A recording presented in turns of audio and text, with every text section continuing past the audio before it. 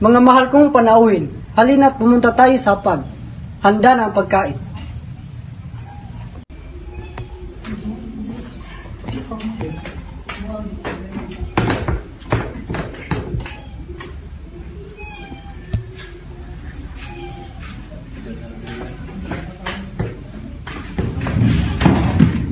Umupo ka muna, Padre Sibelia. Kayo na po, Padre Damaso. Pwede ka namang umupo dito.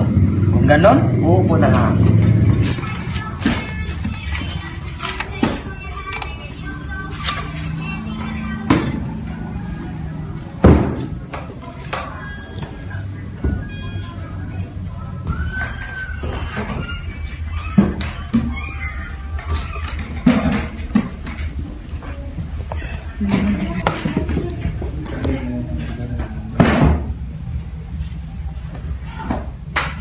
Iho, ilang taon ka nawala sa ating bayan?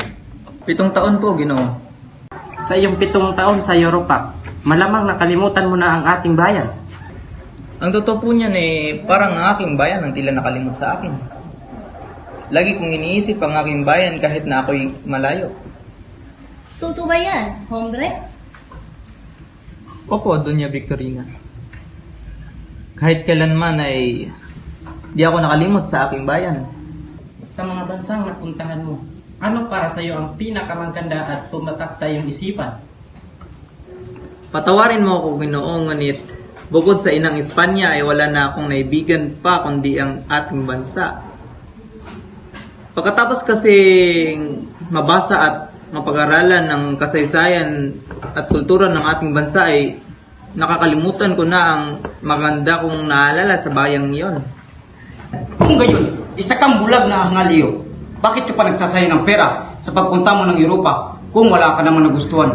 Ang iyong nalalaman ay alam ng kahit na sino sa ating bansa. Senyores, huwag kayong magtaka sa aming dating kora. Ganyan-ganyan din ang pakikitungo sa akin noong bata pa ako at mukhang hindi na nagbago. Salamat pa rin sa kanya dahil nagugunit ako ang mga panahong ang kanyang reverensya ay madalas dumalaw sa aming tahanan. At nakakasalo ko sa pagkain ng aking ama. Oo, naku. Naway tanggapin mo ang aking sinserong paumanhin.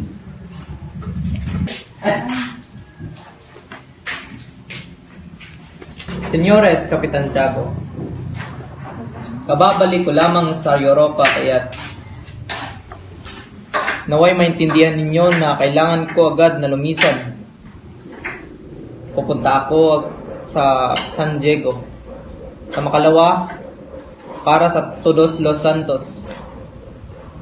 May kailangan akong katagpuin. Hindi ka na ba talaga mapigilang umalis? Sana'y mahintay mo pa ang pagdating ng aking bulaklak na si Maria Clara. Alam kong matagal ka na niyang hinihintay. Paumanin aking doon, ngunit mahalaga ang aking katagpuin ngayon. Muchas gracias sa hapunan, Kapitan. Walang anuman, diba? Makita nyo na? Minsan ay napakasama ng pagiging bunga ng pagpapadala ng iyong anak sa ibang bansa upang mag-aral. Lumalaki ang kanilang mga ulo at nagiging mayabang sila at nawawalan sila ng galang.